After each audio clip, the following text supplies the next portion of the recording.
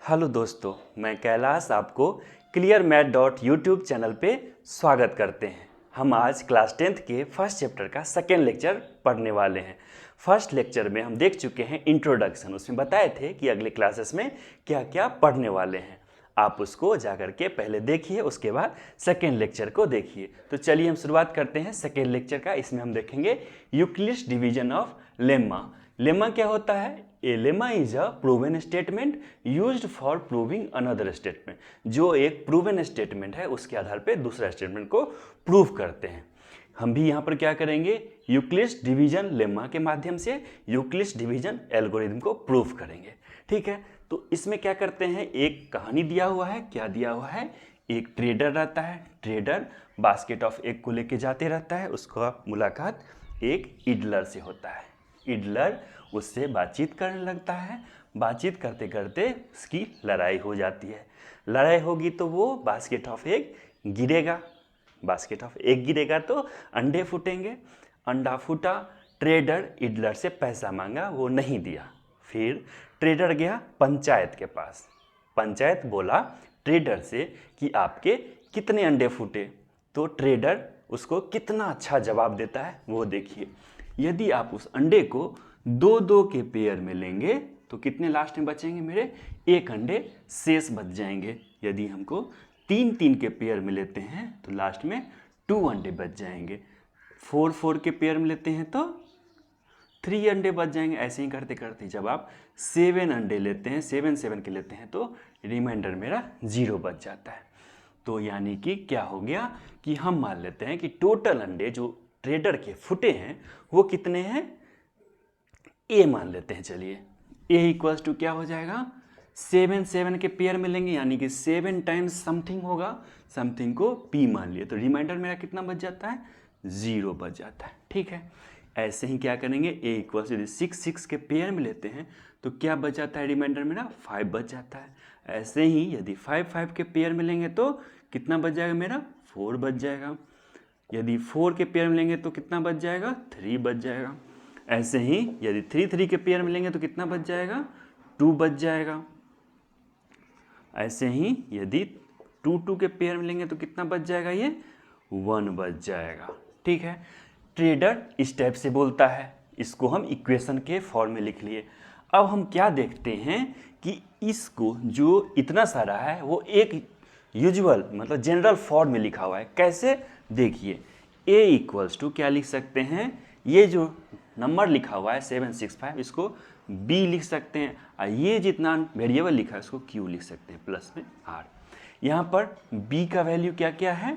b का value 7 6 5 4 3 2 तक है, और r का वैल्यू 0 से लेकर के कहाँ तक है? 5 तक है। ठीक है, यानी कि हम यदि कहते हैं कि यदि इस फॉर्म में किसी इक्वेशन को लिखा जाता है तो यही होता है यूक्लिड्स डिवीजन लेम्मा। यानी कि यदि हमको a दिया हुआ है, ठीक है, और b दिया हुआ है, यदि हमको a दिया हुआ है और b दिया हुआ है तो हम क्या कर सकते हैं? q और r खुद से फाइंड कर सकते हैं, उसको एक यूनिक इक्वेशन में लिख सकते हैं। r यहाँ पर बड़ा होता है 0 से और छोटा होता है b से। तो इस टोटल को एक साथ यदि देख लेते हैं तो इसी को कहते हैं यूक्लिड्स डिवीजन लेम्मा कह लेते हैं। आप नहीं समझे? चलिए हम एक एग्जाम्पल के माध्यम से समझाते हैं। हम ले लेते हैं 17,6। 17,6 को इस फॉर्म में लिख के बताते हैं। यानी कि 17 लिख लेते हैं इक्वल्स टू 6 इंटू 2 12 हो गया। रिमाइंडर मेरा 5 बच गया। ठीक है, इसको हम लिख लिए a equals to b q r लिख लिए। ठीक है, अभी भी नहीं समझे क्या बोलना चाह रहे हैं? चलिए एक और तरीके से बताते हैं, आप जिसको बहुत दिनों से बहुत पहले से जानते हैं। क्या जानते हैं? मान लीजिए ये 17 है। ठीक है, इसको क्या किए हैं? 6 से डिवाइड कीजिएगा, कितना होगा? 6 2 जा 12, लास्ट में 5 बचेगा। यानी कि ये जो 17 था ये था, या ये क्या था? a था। ये मेरा 17 क्या था? a था। यानी कि डिविडेंड 6 क्या है मेरा? 6 जो b है यहाँ पर भी 6 है। ये क्या है मेरा? डिवीजर है। ठीक है, ये जो 2 है मेरा, यानी कि कौन सा, ये कोसेंट, ये क्या है मेरा, Q हो गया, ये क्या है मेरा, कोसेंट हो गया, ठीक है। उसके बाद जो रिमाइंडर बचा R, ये 5 ये यहाँ पर है, ये है मेरा R है। आप इस चीज़ को करना तो पहला दूसरा क्लासेस से जानते हैं, बस क्या है, लेम्मा साहब ने क्या किया, इसको इस फॉर्म में लिखने के लिए हमको बताया कि इस फॉर्म में आप लिखिए, इससे आपको बहुत फ़ायदा मिलेगा, इससे हमको यूक्लिड्स डिवीजन एल्गोरिथम हमको समझ में आ जाएगा। तो हम क्या किए, ये जो अभी तक करते थे उसको इस फॉर्म में कर लिए, इसका एक जनरल फॉर्म क्या लिख लिए, ये लिख लिए। हम इस जनरल फॉर्म को क्या कहते हैं, यूक्लिड्स डिवीजन लेम्मा कहते हैं, ठीक है। अब इसको हम इस फॉर्म में थ्योरम के रूप में लिख लिए, क्या लिख लिए, थ्योरम 1.1 यूक्लिड्स डिवीजन लेम्मा। इस थ्योरम में क्या कहता है, given positive integers a and b, देखिए a एंड b क्या है, हमको ये टोटल अंडे दिए हुए हैं और मल्टीपल दिया हुआ है, तो क्या कहते हैं, a और b। यहाँ पर भी क्या है, ये a है, ये b है। क्या किया, 7 और 6 हमको a b दिया हुआ है। There exist unique integers q and r, यानी कि ये हो गया क्या, q हो गया, ये क्या हो गया, r हो गया, यानी कि कोसेंट और रिमाइंडर हम निकाल सकते हैं जब हमको डिविडेंड और डिवीजर दिया हुआ है, निकाल सकते हैं, सिंपल बात है। Satisfying a equals to B Q plus R, A equals to B Q plus R, जहाँ पर क्या हो जाएगा, r क्या हो जाएगा, r क्या हो जाएगा मेरा, 0 से बड़ा या 0 के इक्वल होगा, लेकिन वो b से छोटा होगा। ये जो है r, यानी कि ये r, ये क्या होगा, 6 से तो छोटा होगा। यदि ये बड़ा रहता तो यहाँ पर कोसेंट बड़ा हो जाता है, लेकिन यहाँ पर हमेशा ये छोटा होगा। यहाँ पर रिमाइंडर 0 भी सकता है, जैसे मान लीजिए यहाँ पर 18 रहता है, 6 3 जा 18, यहाँ पर 0 भी हो सकता था रिमाइंडर, सिंपल सी बात है। या बड़ा है वो तो देख ही रहे हैं, और क्या होगा, b से छोटा, यानी कि डिवीजर से छोटा होगा। आप इसको एक बार दो बार देख लीजिए, कोई कन्फ्यूजन नहीं रहना चाहिए। हम क्या करें, जो लॉन्ग डिवीजन प्रोसेस था, लॉन्ग डिवीजन प्रोसेस ऐसे ही करते थे, इसी लॉन्ग डिवीजन प्रोसेस को इस फॉर्म में लिखें, इस फॉर्म को जनरल फॉर्म में इस तरह से लिखें। इसी को लेम्मा साहब ने क्या किया, इस टाइप में अपना थ्योरम को दे दिया। यही चीज़ आपको लिखा हुआ है। चलिए इसको थ्योरम को भी देख लिए, तो हम क्या करते हैं, अब आगे बढ़ते हैं कि यूक्लिड्स डिवीजन एल्गोरिथम क्या कहता है। हम आपको बता दें कि यही चीज़ को यदि थोड़ा सा और आगे बढ़ाएंगे, इसी को बार बार प्रोसेस करते हैं तो इसी को एल्गोरिथम कह देते हैं। एल्गोरिथम क्या होता है, हम आपको पहला लेक्चर में बताए थे, क्या होता है, ये एक प्रोसीजर होता है, किसी भी चीज़ को सोल्व करने का प्रोसीजर। ये एक प्रोसीजर हमको पता चल गया कि इस टाइप से डिवीजन करते हैं, इसको इस टाइप से लिखते हैं, तो यही प्रोसेस को हम बार बार करेंगे तो उसी को एल्गोरिथम कह देंगे। हम कहना चाह रहे हैं, और क्या कहना चाह रहे हैं वो देखिए। हम ये कहना चाह रहे हैं एक चीज़ कि एल्गोरिथम में क्या करते हैं, हम HCF मेनली फाइंड करते हैं। यदि हमको 2 नंबर दिया हुआ है, 2 पॉजिटिव इंटीजर दिया हुआ है, उससे क्या करते हैं, हम HCF फाइंड करते हैं। HCF फाइंड करने के लिए एक प्रोसीजर को फॉलो करना पड़ेगा। जो यूक्लिड्स डिवीजन मेथड हम सीखे हैं, यूक्लिड्स डिवीजन लेम्मा सीखे, उसी को बार बार यूज करेंगे तो मेरा क्या हो जाएगा, वो यूक्लिड्स डिवीजन एल्गोरिथम हो जाएगा। आपको यदि समझ में नहीं आया, चलिए एक एग्जाम्पल के माध्यम से आपको हम बहुत अच्छे से बताते हैं। 455 एंड 42 ले लीजिए, ये 2 नंबर दिया हुआ है। ये 2 नंबर का हमको यदि कोई बोल रहा है कि HCF निकालिए, HCF निकालिए यूजिंग यूक्लिड्स डिवीजन लेम्मा, ठीक है। लेम्मा हम पढ़ चुके हैं, इसलिए इसको हटाते हैं। अब एल्गोरिथम की तरफ हम बढ़ रहे हैं, ठीक है। एल्गोरिथम की तरफ बढ़ रहे हैं तो हमको निकालना है इसका HCF, और HCF क्या करेंगे, लेम्मा जो पढ़े हैं उसका यूज करते हुए। तो क्या करते हैं, 455 इक्वल्स टू 42, ये A हो गया, ये B हो गया, इसके कितने टाइम्स मल्टीप्लाई करेंगे तो ये मेरा आ जाएगा। तो ये इतना हो गया, प्लस में यदि होल मतलब टोटली ख़त्म नहीं हो गया तो रिमाइंडर 0 नहीं आएगा, तो कुछ ना कुछ रिमाइंडर भी होगा।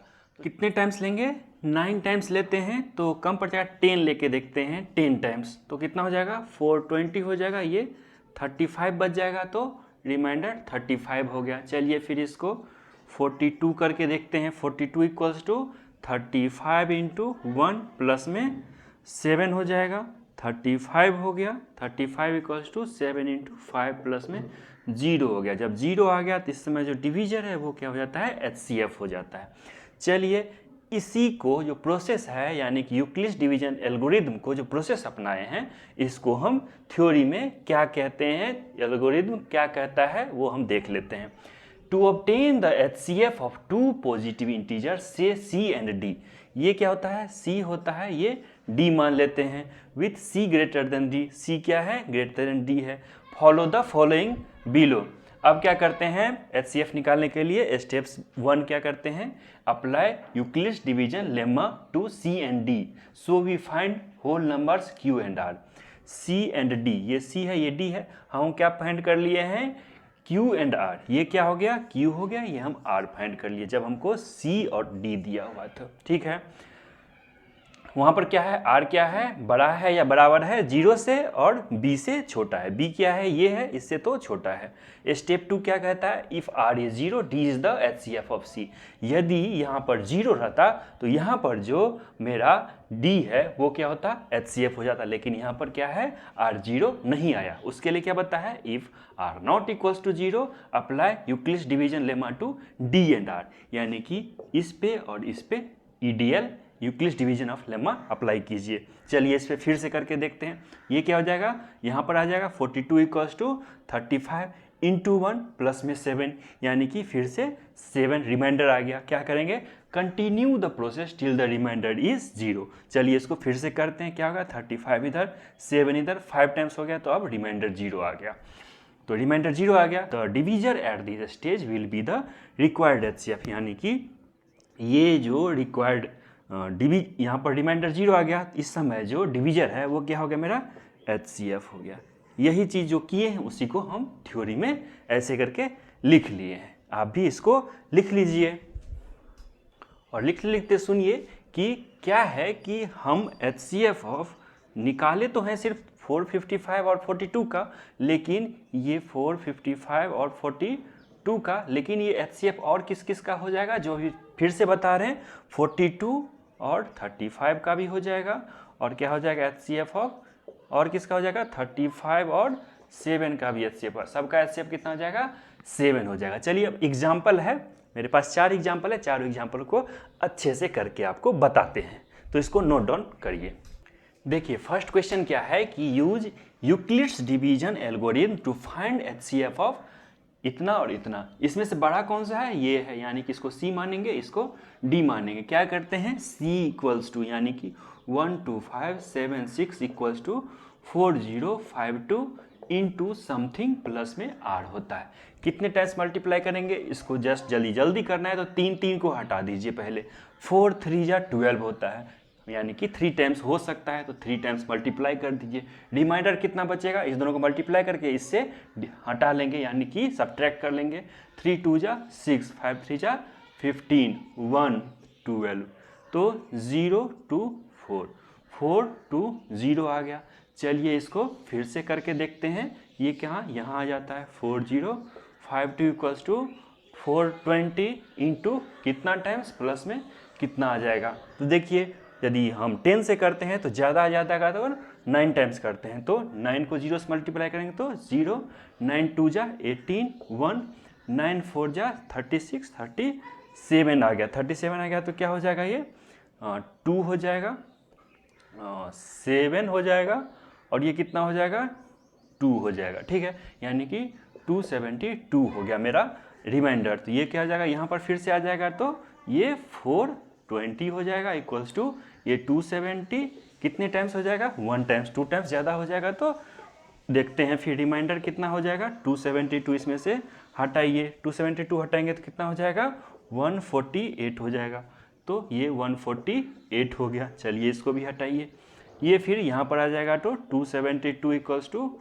140, फिर से 1 टाइम्स ये होगा, क्योंकि 14 2 जा 28, यहाँ पर 27 है, 1 टाइम्स ही हो जाएगा, तो प्लस में 124 हो जाएगा। 148 इक्वल्स टू 124 इंटू 1 प्लस में कितना हो जाएगा, 24 हो जाएगा। यहाँ पर ये आ जाएगा 124 इक्वल्स टू कितना हो जाएगा, 24 इंटू 5 टाइम्स। यदि आपको टेबल याद है तो ईजिली आप इसको कर सकते हैं कि 24 5 या 120 होता है, प्लस में 4 हो गया। फिर क्या देखते हैं, नहीं आया रिमाइंडर 0 तो आगे बढ़ते जाएंगे।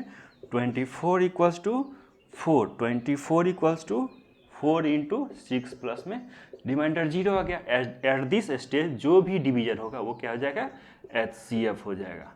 यहाँ पर और हम क्या देखते हैं, ये सिर्फ इसी का HCF होगा या और किसी का होगा, तो HCF ऑफ, देखिए इसका भी HCF हो जाएगा, इसका भी HCF होगा, ये और किसका होगा, इसका इसका इसका इसका इसका और इसका होगा, इसका और इसका भी होगा, इसका और इसका, इस सब का HCF ये हो जाएगा। ठीक है, ये हम बहुत देर से 2-3 बार बता चुके हैं। चलिए पहले रिमार्क्स देख लेते हैं, उसके बाद जो बाकी 3 क्वेश्चन है वो देखेंगे। देखिए पहला क्या है, Euclid's division lemma and Euclid's division algorithm are so closely interlinked that people often call former Euclid's division lemma as the Euclid's division algorithm, मतलब एक दूसरे के नाम के साथ यूज कर लेते हैं लोग।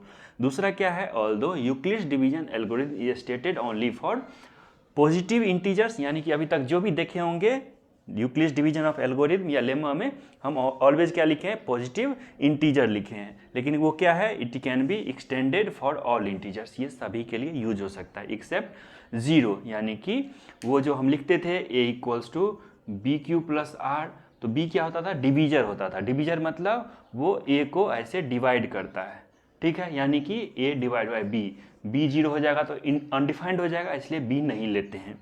however we shall not discuss this aspect here, इसको अभी हम विशेष चर्चा नहीं करेंगे, बस ऐसे ही एक रिमार्क्स के रूप में बता दिया गया है। चलिए हम अगला क्वेश्चन देखते हैं। सेकेंड नंबर क्वेश्चन क्या है, so that every positive even integer is of the form 2q, even integer 2q and that every odd integer is of the form 2q plus 1, odd integer 2q plus 1 where q is some integer। तो चलिए हम इसका solution करके देखते हैं।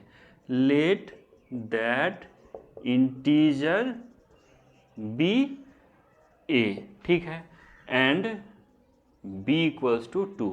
हमको 2 कहाँ से पता चला, अब देखिए a equals to bq plus r हम समझते हैं, ये b Q plus r form में आपको दिख रहा है, b क्या है 2 है, इसलिए इसको 2 लेके हम चेक कर रहे हैं। आगे देखते हैं, अब हमको क्या पता है, यूक्लिड्स डिवीजन लेम्मा से क्या पता है, a equals to B q, b हम क्या मान लिए हैं, 2 मान लिए हैं, बी क्यू और प्लस आर, आर क्या क्या हो सकता है यहाँ पर, आर देखिए हम क्या पढ़े थे, r is greater than equals to 0 and less than equals to b, d क्या माने हैं, 2 माने, तो आर क्या क्या हो सकता है मेरा, 0 हो सकता है, 1 हो सकता है, 2 नहीं हो सकता है क्योंकि 2 से तो छोटा होता है, तो 0 और 1, यहाँ पर 0 रख लिए और क्या रख लिए, 1 रख लिए, 2q प्लस 1।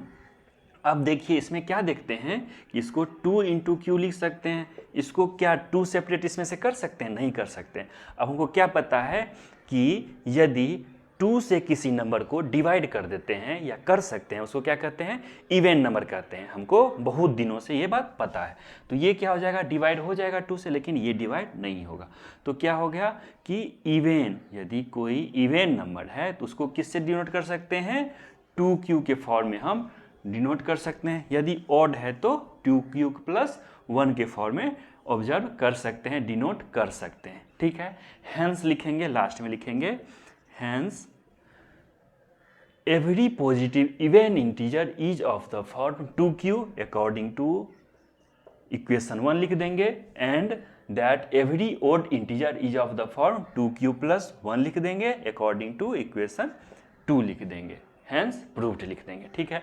हम देखते हैं एग्जाम्पल 3, सेम है, थोड़ा देख लेते हैं। लेकिन देखिए थर्ड क्वेश्चन क्या कह रहा है, so that any positive odd integer is of the form 4q plus 1 और 4q plus 3 where q is some integer. तो चलिए सॉल्यूशन करते हैं, लिखते हैं लेट दैट पॉजिटिव इंटीजर या odd integer be a and b equals ले लेते हैं क्या 4, bq प्लस r, तो b क्या है 4 है, इसलिए हम हिंट दिया है तो हम 4 ले लिए हैं, ठीक है।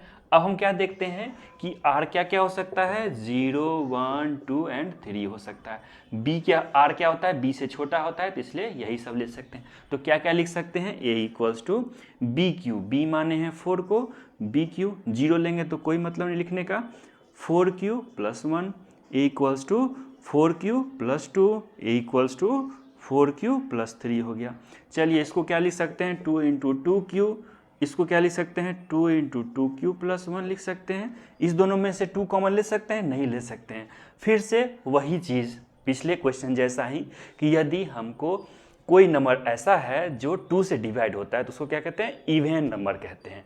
इवन यदि इंटीजर है तो इवन इंटीजर हो जाएगा। तो क्या है यहाँ पे, 2 से तो डिवाइड हो जाएगा क्योंकि 2 तो कॉमन ही हो गया, ये भी 2 से डिवाइड हो जाएगा। क्या ये है, नहीं होगा, ये है, ये नहीं होगा। तो यानी कि ये क्या हो गया, ये इवन नंबर हो गया, इवन इंटीजर हो गया। ये भी क्या हो गया, इवन इंटीजर हो गया। तो हमको ये और ये मिल जाता है। यदि कोई पॉजिटिव ओड इंटीजर है तो या तो इस फॉर्म में होगा या इस फॉर्म में होगा, जब हम b को 4 लेते हैं, जब हम b को 4 लेते हैं। तो हमको इससे हम क्या लिख सकते हैं, हैंस एनी पॉजिटिव इंटीजर, यहाँ से शुरू करें, any positive odd integer is of the form 4q plus 1 और 4q plus 3 where q is some integer, hence proved लिख देंगे। चलिए 4th नंबर क्वेश्चन करते हैं और एक अच्छा क्वेश्चन है वो। 4th नंबर क्वेश्चन क्या है, एक स्वीट सेलर है जिसके पास 420 काजू बर्फी हैं और 130 बादाम बर्फी हैं। She wants to stack them in such a way that each stack has the same number. यानी कि आप देखे होंगे जब मिठाई खरीदने गए होंगे तो ऐसे करके स्टैक रहता है, इस पर मिठाई रखे रहते हैं, है ना।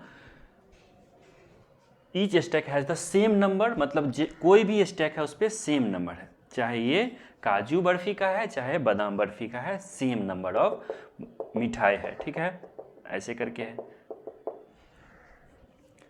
And they take up the least area of the tray, यानी कि और क्या कर रहा है, least area of the tray ले रहा है। ये कब लेगा, जब ज़्यादा से ज़्यादा क्या करेंगे, हम मिठाई को एक ट्रे में रखेंगे तो क्या होगा, ये कम ट्रे होगा, कम से कम एरिया लेगा वो। What is the number of, यहाँ पर लिखना भूल गया है, यहाँ पर स्वीट्स होगा, नंबर ऑफ स्वीट्स होगा, that can be placed in each stack for this purpose, मतलब एक स्टैक में कितने स्वीट्स को रखा जाए। तो हम क्या देखते हैं कि सब में नंबर सेम है, सभी स्टैक में नंबर तो सेम है, तो क्या करेंगे, देखिए जैसे कि ये 5 से डिविजिबल है, ये भी 5 से डिविजिबल, यदि 5 से डिवाइड कर देंगे यानी कि 420 को 5 से डिवाइड करेंगे तो 82 आता है, ठीक है। तो 82 यदि मिठाई है तो 82 मिठाई यदि 5 5 5 5 5 रखते जाएंगे स्टैक में तो ये ऐसा 82 हमको स्टैक मिल जाएगा जिसमें 5 5 करके रखा जाता है। इसमें क्या हो जाएगा, 130 है, इसमें भी 5 5 रखा जा सकता है, 26 स्टैक होगा। लेकिन हमको क्या करना है, कम करना है, इससे कम कर सकते हैं क्या, तो हम क्या करना पड़ेगा, ज़्यादा से ज़्यादा मिठाई रखना पड़ेगा, ऐसा मिठाई रखना पड़ेगा जो दोनों को डिवाइड कर दे, इतना नंबर ऑफ मिठाई जो दोनों को डिवाइड कर दे और वो क्या हो, मैक्सिमम हो। तो इस प्रोसेस को क्या कहते हैं, हाईएस्ट कॉमन फैक्टर निकालना।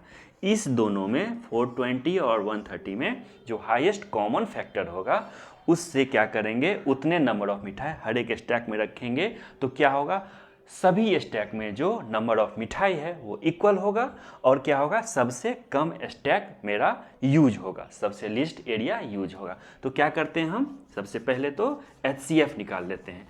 HCF ऑफ किसका किसका, HCF ऑफ 420 एंड 130 का। तो कैसे निकालते हैं हम, यूक्लिड्स डिवीजन एल्गोरिथम का यूज करते हुए 420 इक्वल्स टू क्या लिखते हैं, 130 इंटू क्या हो जाएगा, 3 टाइम्स हो जाएगा और प्लस में 390 हो जाएगा, 390 में से 30 बचेगा, ये क्या हो जाएगा 130 इक्वल्स टू 30 इंटू 4 हो जाएगा, तो कितना बचेगा 10 बचेगा, ये 30 हो जाएगा, 30 इक्वल्स टू कितना हो जाएगा 10 इंटू 3 हो जाएगा, रिमाइंडर 0 बच जाएगा। तो ये मेरा क्या हो गया, HCF है गया। HCF तो इसके लिए हुआ, लेकिन इस क्वेश्चन के लिए क्या हुआ, ये नंबर ऑफ मिठाई हो गया कि मैक्सिमम कितना नंबर ऑफ मिठाई एक स्टैक में रखें ताकि क्या हो, जितना भी स्टैक है उसमें सेम नंबर ऑफ मिठाई रखा जा सके और नंबर ऑफ स्टैक भी कम से कम हो। क्या करते हैं HCF के लिए एक और चीज़ क्या देखते थे हम, कि जैसे कि 420 है, इसको सारा हम क्या करते हैं, जो इसका प्राइम फैक्टराइजेशन होता है वो करके देखिए, 130 वो प्राइम फैक्टराइजेशन करके देखिए, उसमें जो प्राइम फैक्टर रहता है कॉमन क्या क्या आ रहा है, उससे भी हम HCF निकालते थे। ठीक है, ये तरीका हमको अभी 10th क्लास में ये तरीका अपनाना है। ये हम पिछले क्लासेस में कर सकते हैं, बस वेरिफिकेशन के लिए, आपके सेटिस्फेक्शन के लिए ये काम हम कर सकते हैं। लेकिन हमको ये 10th क्लास में है, मार्क्स चाहिए, तो यही करना पड़ेगा। ठीक है, हम इसको कोशिश किए हैं बहुत अच्छे से बताने के। आप तो ये लेक्चर 2 यहीं तक था। आपको यह लेक्चर कैसा लगा? कोई चेंजेस चाह रहे हैं, स्लो चाह रहे हैं, फास्ट चाह रहे हैं, किसी और बुक का कुछ कंटेंट यूज करना चाह रहे हैं, बताना चाह रहे हैं, तो बताइए, हम उसको सॉल्यूशन भी देंगे और थ्योरी को यदि कुछ ऐसा होगा तो उसको भी अच्छे से बताने का पूरा प्रयास करेंगे। आपको यह वीडियो कैसा लगा कमेंट करना आपको ज़रूरी है, ये मेरे लिए, क्योंकि यदि उसको कमेंट को करेंगे तो उस हिसाब से हम अगला वीडियो में उसको यूज करेंगे, ताकि आपको आसानी हो वीडियो देखने में, समझने में। तो हम इस सेकेंड लेक्चर को यहीं पर ख़त्म करते हैं। आप ज़रूर से कमेंट करिए। आपका वीडियो देखने के लिए बहुत बहुत धन्यवाद। आपका दिन शुभ हो।